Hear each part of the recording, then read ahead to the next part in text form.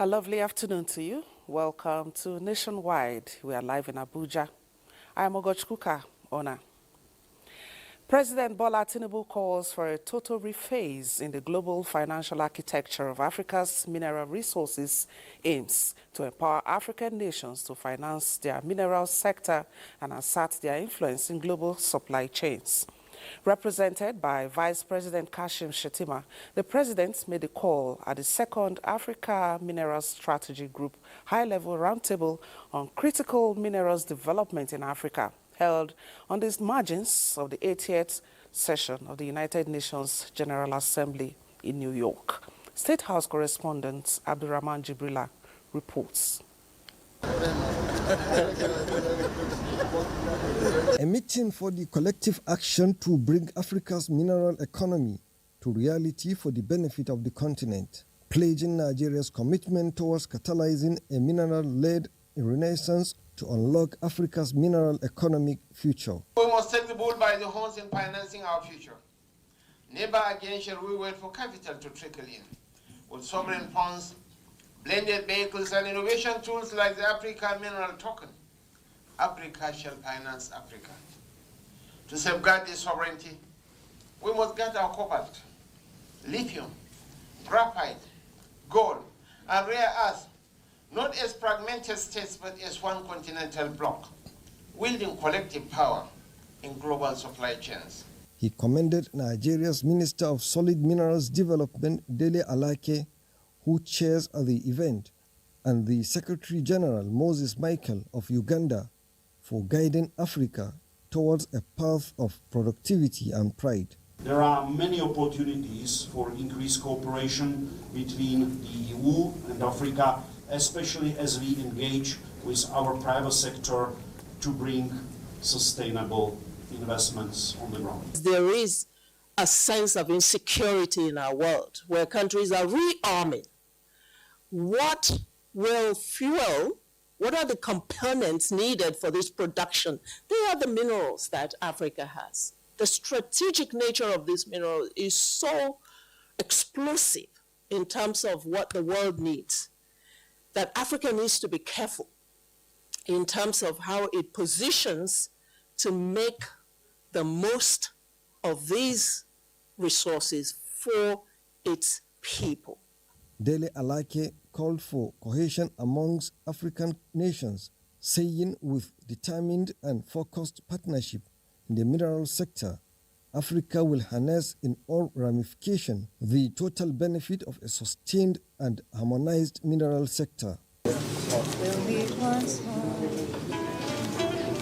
Meanwhile, Vice President Kashim Shettima also held a roundtable hosted by the Business Council for International Understanding in partnership with the Flour Mills of Nigeria and other conglomerates, urging investors to come to Nigeria as there had never been a time like now to invest, given the enabling environment and the ease of doing business.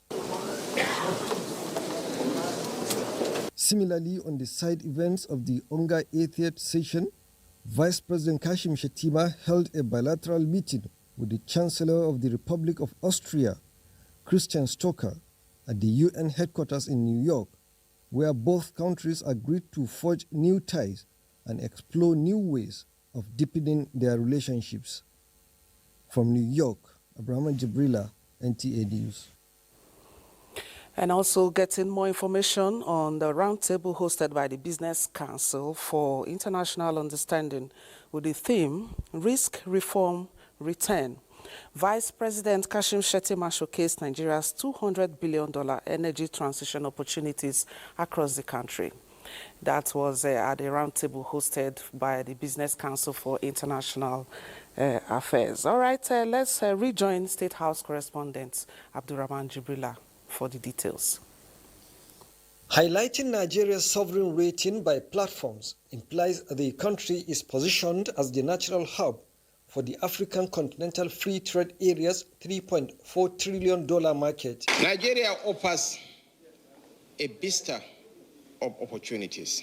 Vice President Kashim Shettima seized the moment to draw the attention of investors worldwide to the multi-billion economic reset across Nigeria as embodied by President Tinubu's Renewed Hope agenda. The Vice President told the global audience that since mid-2023, under President Tinubu's Renewed Hope agenda, Nigeria has embarked on one of the boldest economic resets in its history. In President Bola Ahmed Tinubu, you have a friend, you have an ally who speaks your language, the language of commerce, who understands the dynamics of modern business, who was educated here in the United States. And he's a man of courage and conviction. Nobody was willing to bite the bullet. Nobody was willing to take risk. In our first day in office, he took the greatest gamble that any Nigerian leader had ever taken in the past 50 years. It wasn't part of his speech. It was at the inauguration ceremony that he announced the withdrawal of fuel subsidy. On energy, the Vice President disclosed that with the 210 trillion cubic feet of gas reserves and one of the highest solar irradiation levels in Africa, Nigeria offers a $200 billion energy transition opportunity.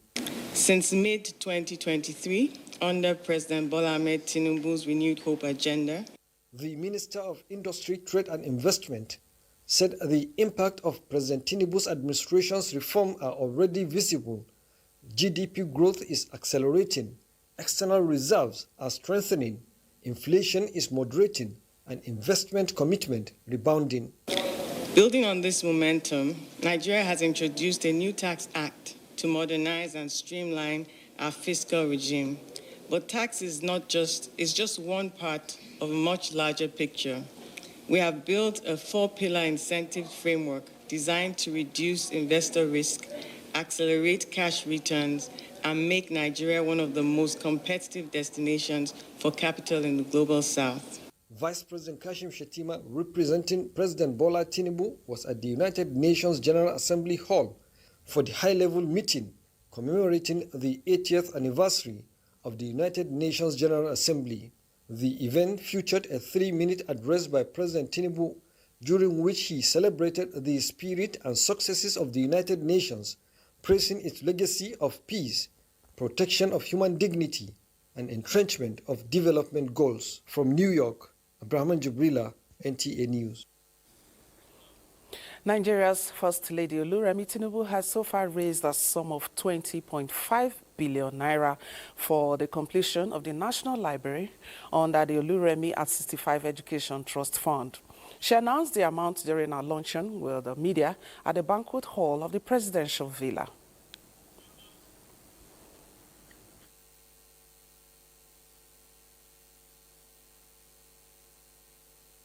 So we have 20,456,188,924.93 kobo, and it's still growing. Trust me, it is still growing.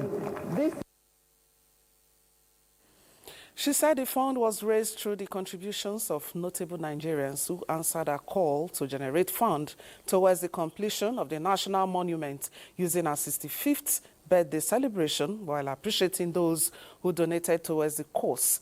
The First Lady says her motivation for undertaking to raise the fund is not political, but towards helping to build the country piece by piece. That is why if we take our baby steps in well-doing, before long, things will begin to shape up for our beloved nation. We all have to rise up, play our parts in the building process. A grain of sand and a little drop of water makes a mighty ocean. The Monetary Policy Committee, MPC, has cut its benchmark monetary policy rate by 50 basis points to 27%, maintaining its firm stance against inflationary pressures in the economy. In line with this, the asymmetric corridor around the MPR was retained at plus 250 and minus 250 basis points, signaling the committee's continued preference for tight monetary conditions to anchor inflation expectations. On prudential ratios, the cash reserve ratio, CRR, remains at 45% for commercial banks and 16% for merchant banks, reflecting the bank's commitment to mopping up excess liquidity in the system. The liquidity ratio was also held steady at 30%, further tightening financial system conditions. The committee reiterated its resolve to balance price stability with financial system soundness, noting that while inflation has shown signs of moderation, sustaining policy consistency remains crucial for long-term stability. The shortage of apprentices in skilled crafts is becoming an issue of serious concern as youths who are expected to embrace various trades for self-development are not showing interest in that area of economic development and venture. In this next report, Yemi Dalemo examines this trend and seeks solution to the dearth of apprenticeship in most skilled craft and vocational businesses in Ogun State. This concerning trend of lack of apprentices is currently affecting Nigeria's skilled trade sector, as there is a noticeable lack of young apprentices in various skills and trades. These artisans are now abandoning their skills for quicker and more lucrative opportunities, creating vacuum in artisanal activities. This development now threatens the continued existence of artisan services, as masters in the trade now have no one to pass down the knowledge to, while the few ones still in the trade now charge excessively for their services. Everybody wants quick income, quick money. So to learn a craft work for 4-5 years, after 5 years, serve your master for about 1 year or 2 before making money is a long process. Most of the youths, they are not ready to hustle, to do something that will inconvenience them to earn something, to earn money. Some youths explain that instead of apprenticeship, they prefer to embark on ventures that instantly provide resources for their personal needs. Though handwork is also important and essential, but I think the school life is the best. This is something that will last long within them, and it's something that they can use to boost their own lifestyle generally. Observers say the solution to this growing problem is a multifaceted approach, which includes promoting the value of vocational training, improving the quality and accessibility of apprenticeships, and raising awareness about the diverse career paths available in skilled crafts. In Abuja, Yemi Dalemo, NTA News. All right, joining us now from Abuja is Yemi Dalemo for more on this subject matter. Yes, can we get to Yemi? Yes, Yemi, what's the update in addition to what we just saw in your report? Thank you, Ogochukwu, for joining us in Abuja. We are at the Adire Mall in Itoku area of Abuja. This place is a cluster of those engaged in tie and dye business. Just like we have identified that lack of the death of apprenticeship affects other trades, it's also affecting traders and producers of fabrics in this market.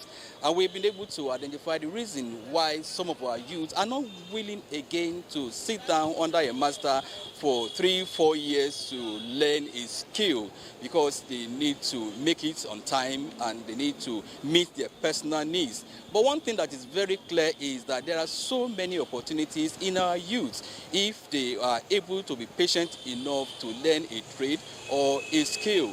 It will not only provide employment for them, it will raise the GDP of our country, and it will also make them to be self-reliant.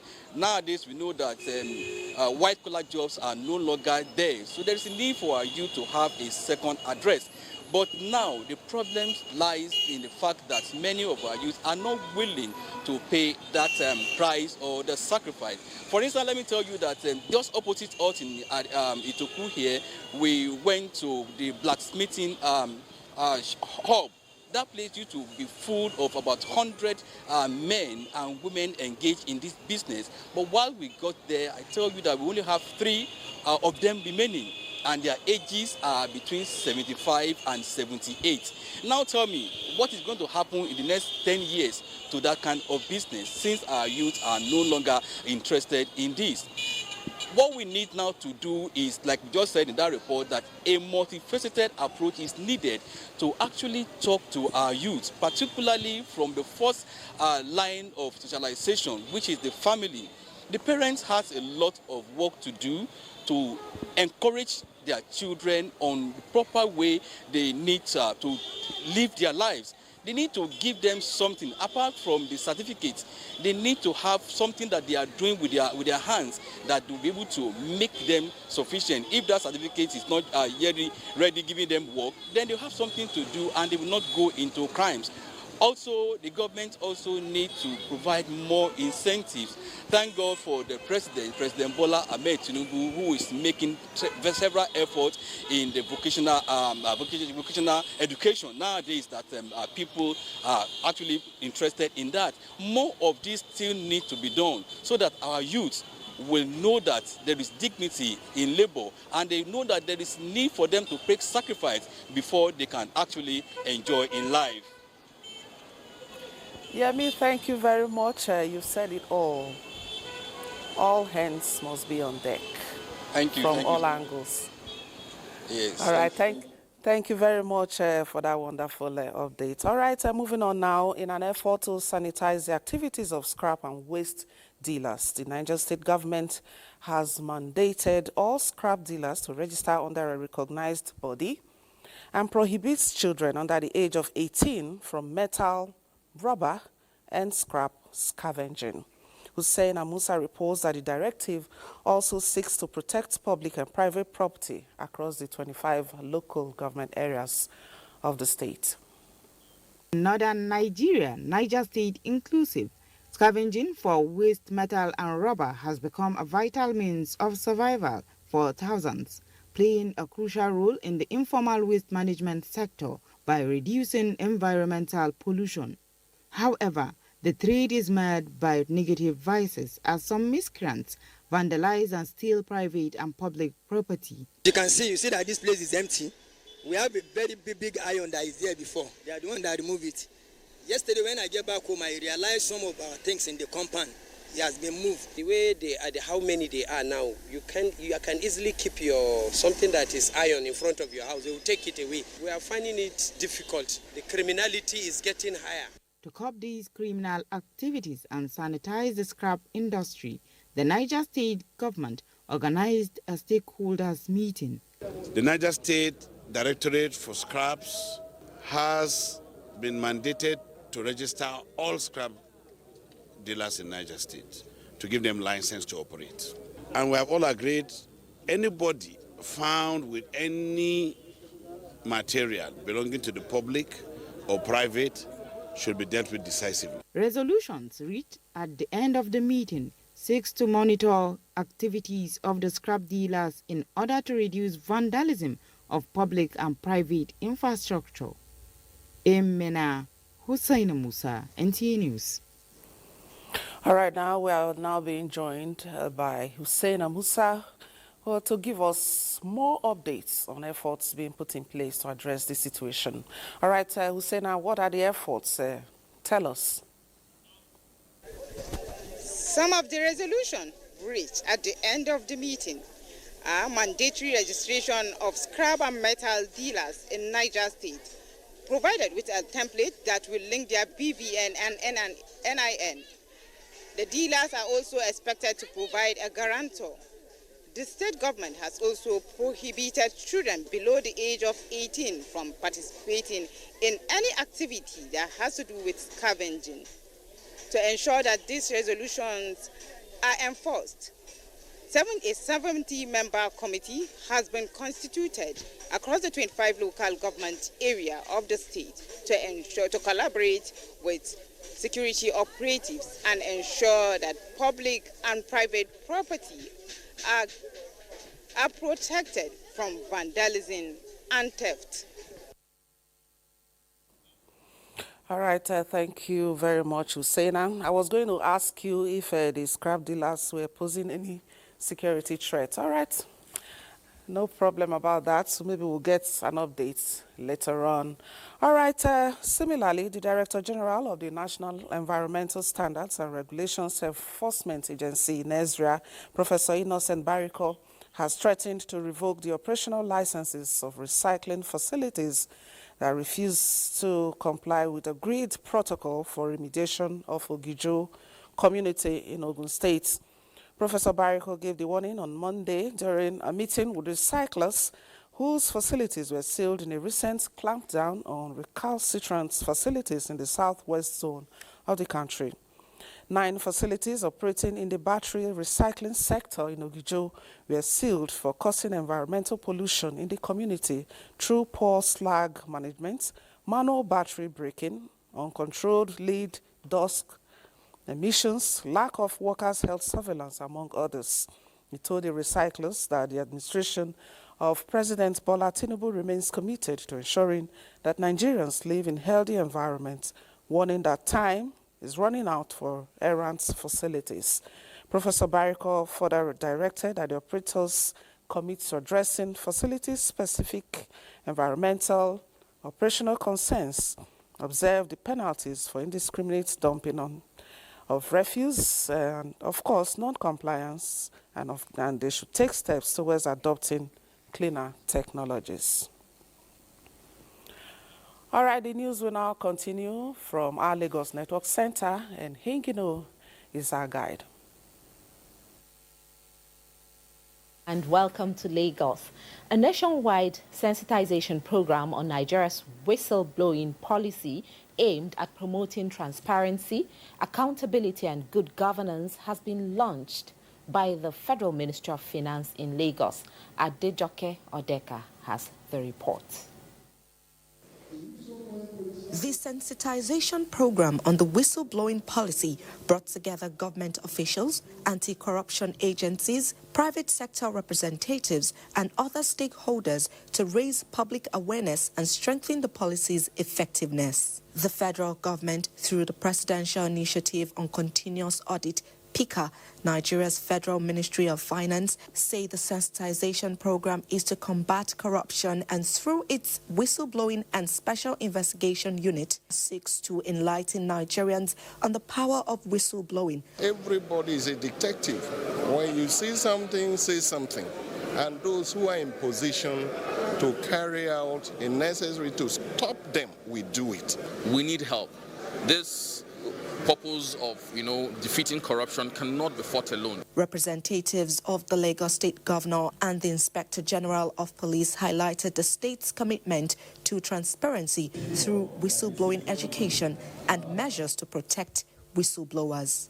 Use the available platform to report any infractions and to report to the government what they feel that the government is not doing properly. When they want to blow the whistle or give an intelligence to the police, it shouldn't be information they have discussed with their family member, they have discussed with friends, and they have discussed with their co-worker in the office, because it's certainly going to leak and may put their life in jeopardy. The whistleblowing initiative promotes accountability and transparency by collaborating with institutions to encourage safe reporting of corruption, embodying the ethos of if you see something, say something. In Lagos, Adejoke Odeka, NTA News. Sons and daughters of Ijesha in Osun State recently converged on Lagos to celebrate their rich heritage and promote their history, documented in a book titled The History of Ijesha Towns and Communities, The People, Land and Heritage, written by the Ijesha Society. Correspondent reports that the gathering underscores the significance of preserving cultural identity and communal history.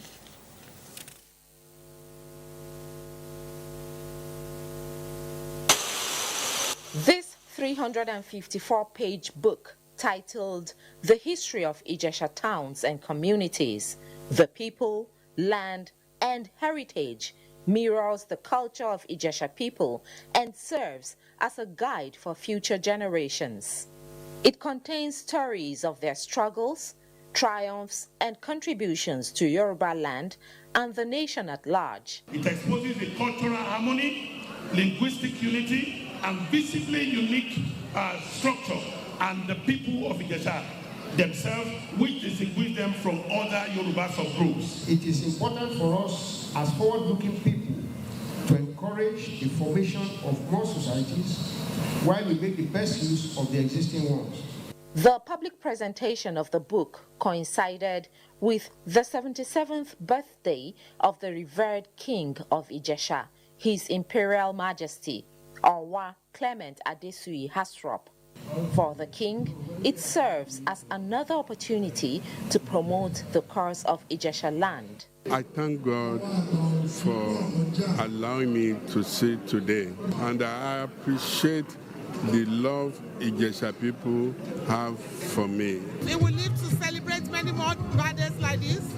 His reign will be a successful one, a peaceful one. Since he assumed office about 9 months ago, it has been awesome. As the sons and daughters of Ijesha land celebrate their king through the literary work, they believe the book will showcase to the world their unique strength.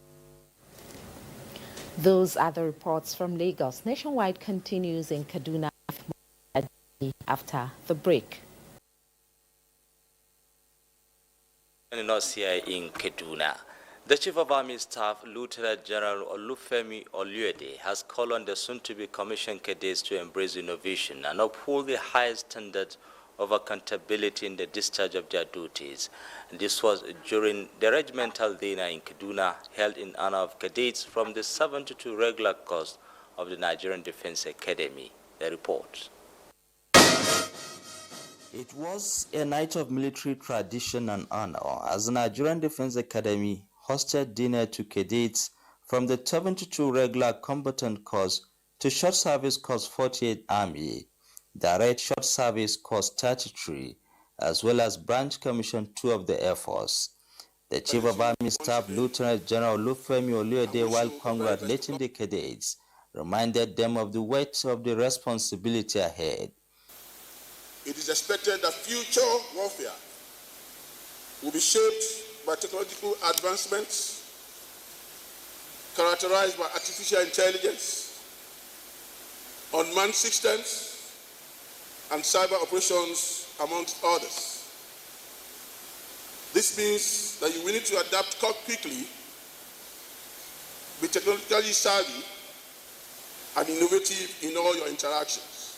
He noted that future warfare will be shaped by artificial intelligence and cyber operations, urging the cadets to stay ahead of the challenges. The passing out parade is scheduled for Saturday, 27 September. As part of efforts to minimize road accidents and ensure the safety of lives and property during the ember months, the Federal Road Safety Corps Katsina State Command has flagged off a special patrol operation across major routes of the state. Suleiman Kodogi completes the reports.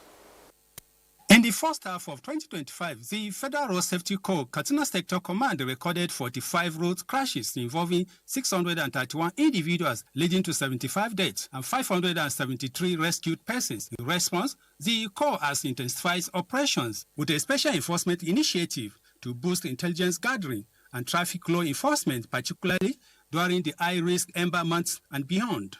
Since the commencement of the operation, several vehicles have been impounded for offenses ranging from expired licenses, overloading of goods and passengers, and illegal use of government plate numbers. Nobody is above the law. Everybody must be subjected to the law of the land. Whoever that is found guilty of these traffic offenses should be given the appropriate fine to pay. The sector commander, Maxwell Ladi Katingo, further explained that the operation is part of a broader strategy to sanitize the roads, enhance public safety, and ensure full compliance of traffic regulations. Some of the offenders appealed for leniency. The Corps is expecting motorists to drive responsibly, adhere to traffic laws, and work collectively towards creating a safer roads for all. In Katsina, Suleiman Kodogi, NTA News. That's how contributions from this end nationwide continues in our Abuja studio. Thank you for watching. Thank you, Mohammed. And now, Senator Natasha Akpoti-Uduaghan, representing Kogi Central, has gained access to our office after 6 months of suspension. This is following the unsealing of our office this Tuesday by the Deputy Director of Sergeant-at-Arms at the National Assembly, Alabi Adedeji. Senator Natasha says she is happy to return to our office to carry out her legitimate duties as Senator representing Kogi Central.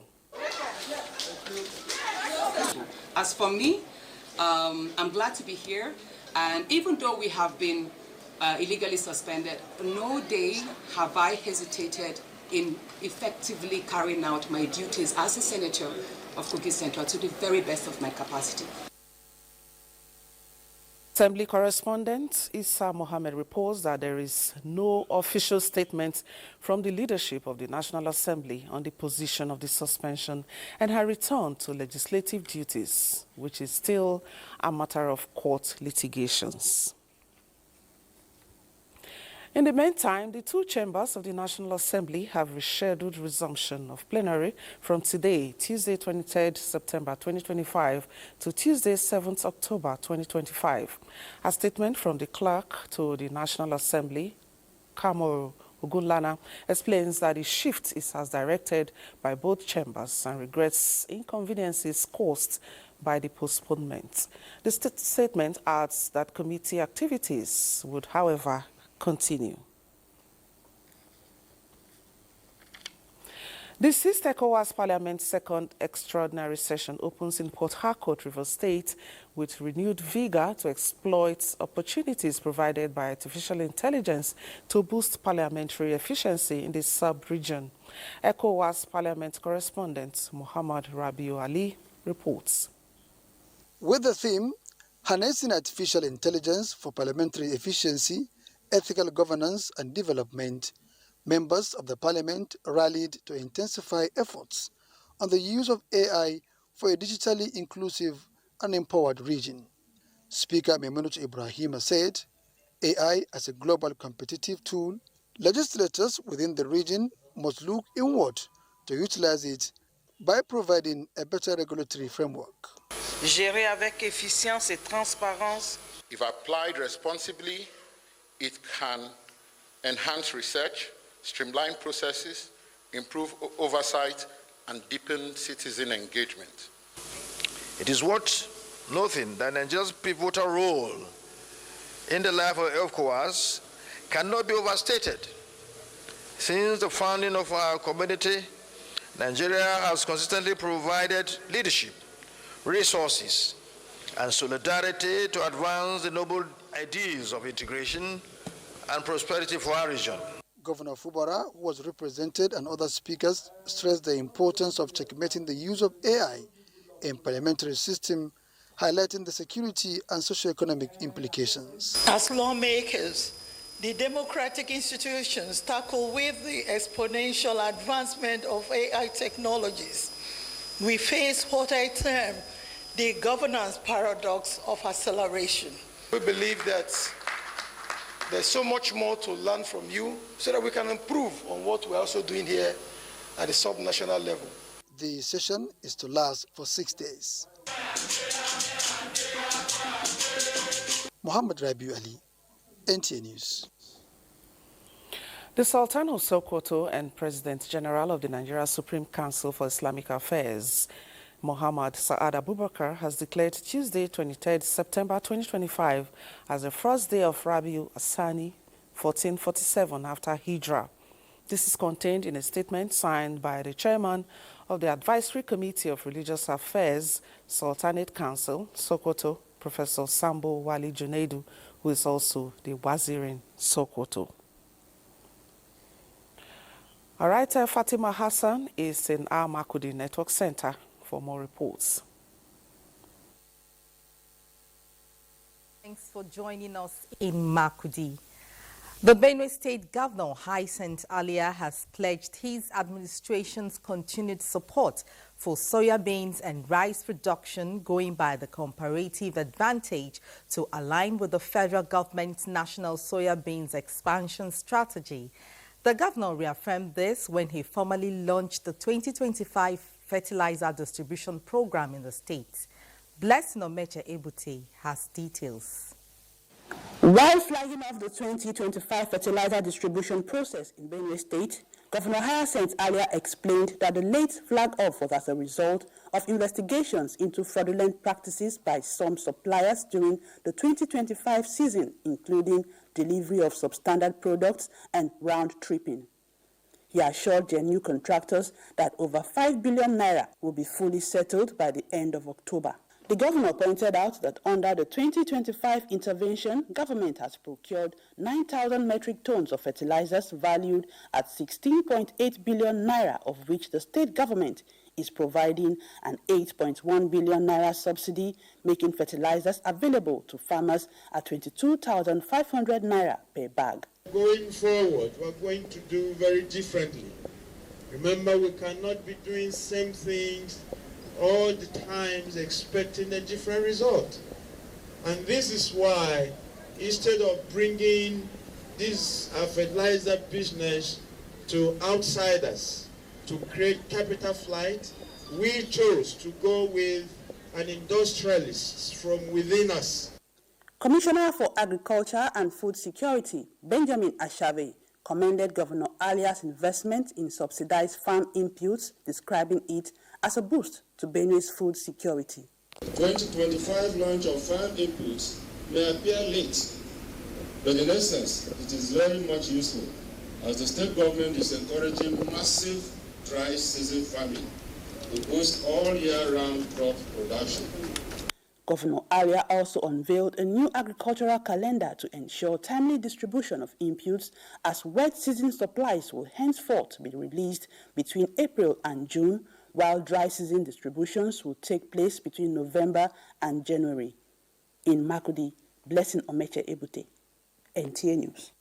The largest TV network in Africa has lived up to its responsibilities in effective media coverage, providing platforms for organizations to showcase their programs and policies, which has attracted many organizations and critical stakeholders to partner with them. The latest of such partnership is coming from the Benue State Rural Access Agricultural Marketing Project, RAMP, describing NTA as a key player in the media industry. State coordinator of RAMP gave the accolade when management of NTA Network Center Makurdi paid a courtesy visit. Masafan Dankaro reports. The visit is for collaboration between the two organizations in the areas of information dissemination and publicizing programs and activities of the organization, which are carrying out projects and programs that have impacted on the rural dwellers.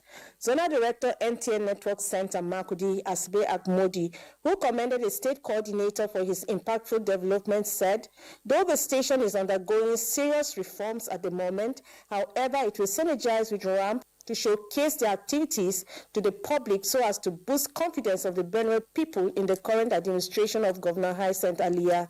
We can have a forum where we catalog in form of documentary all your achievements, your programs, and projections as to what you intend to achieve or added achievement. Benue State Coordinator RAMP, Stephen Numbere, disclosed that RAMP has purchased over 2,000 electric motorcycles for distribution to rural farmers at subsidized rate, as well as construction of rural roads and culverts to ease movement of farm produce to urban centers. He described the visit by the management of NTA as timely, saying, NTA is a key player in the media industry and should be partnered with so as to project and create awareness of their activities. If you now have a challenge of fixing a 50 kilowatt or let's say 20 kilowatt solar, tell us that you want 20 kilowatts this thing of by the time the 3 or 4 of us sit together, we should be able to put the solar together for you. You understand? The Benue State Coordinator RAMP immediately instructed his team to carry out an on-the-spot assessment of NTA's premises towards installation of solar power for the station. The coordinator also displayed one of the electric motorcycles purchased by RAMP for distribution to the people. In Makudi, Masifan Dankaro, NTA News.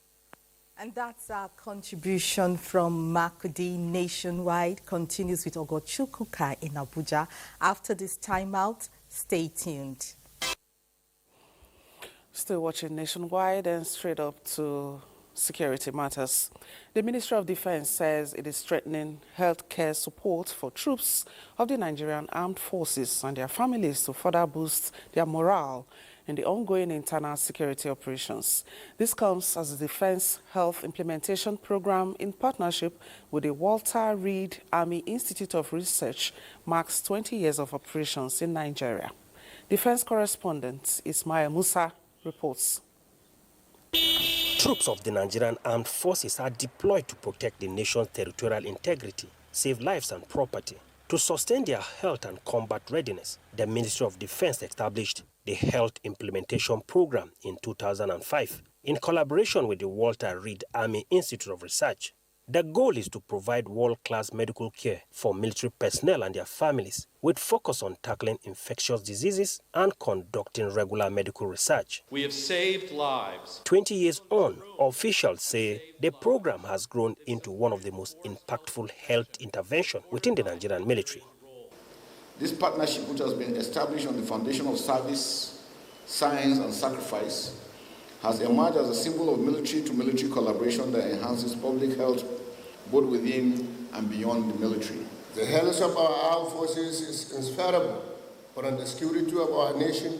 When illness is prevented, detected early, and treated actively, units remain operational, missions stay on schedule, and national defense objectives are achieved without compromise. It has recorded success in HIV/AIDS prevention and treatment, trained hundreds of military health professionals, and extended outreach to host communities. We've provided free HIV testing to more than 500,000 Nigerians, and indeed initiated lifelong antiretroviral therapy for over 400 children and adults. By working together, we can achieve far more than any single institution, nation, or individual could possibly accomplish alone. As the Defense Ministry and Walter Reed Army mark 2 decades of partnership, stakeholders are advocating greater investment to scale up healthcare delivery for armed forces personnel. In Abuja, Ismail Musa, NTA News. And Ismail Musa also tells us that regional and state security experts have converged on the National Defense College Abuja to sharpen strategies, bridging the gap between policy and frontline operations to combat emerging security threats. Nigeria is not an island to the wave of threats of banditry, terrorism, and other transborder crime. With evolving trends in every atom of challenge, the good news is that each atom of stress gets a corresponding trifling counter-reaction. You can always not completely, absolutely solve crisis with war. One among a sea of such was on the heel of a strategic level defense and strategic management course facilitated by the Center for Strategic Research and Studies, National Defense College. The goal is to develop strategic leaders and multiple strategies capable of addressing dynamic national and regional security challenges. The idea is that people that are directing war and directing activity logistics to where wars are prosecuted, they have the strategic knowledge of saying, okay, with this kind of challenges, this is what we need. That's just the essence. The evolving national security landscape is characterized by hybrid threats. These threats underscore the urgent need for collective action, collaborative responses, strong leadership, and innovative strategies in defense and security management. The course also underscores the need for collective action to tackle emerging security challenges. In Abuja, Ismail Musa, NTA News. Still talking security, the journey towards a more accountable, responsive and inclusive police system in Nigeria has received another boost as the GS Foundation, in partnership with the United Nations Development Programme, UNDP, unveiled a transformative initiative. Francis Form reports that the initiative also prioritizes responsibilities for female police officers. At the heart of the program is a shared vision, building a police force that not only reinforces law and order, but also embodies fairness, inclusivity, and professionalism in line with global standards of democratic policing. The initiative features capacity-building workshops, mentorship programs, and leadership development tailored specifically for female officers. These interventions are designed to prepare women within the force to take up higher responsibilities, lead specialized units, and play active roles in shaping reforms within the institution. You know, the Nigerian women police are very, very important. They are in a very strategic positions, and that is why if they enhance their capacity, it will be more beneficial to the Nigerian police. We hope to apply all we have learned to be gender equal, to be polite as women.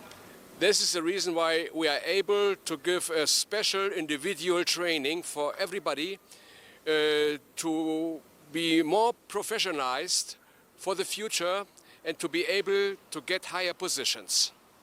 With initiatives like this, the role of women in policing is set to expand from the margins to the mainstream, reinforcing the principle that effective policing in the 21st century is not just about the force, but about fairness, diversity, and accountability. Francis from NTA News. And that's Nationwide today. We want to thank you so much for your time. Do have a good evening.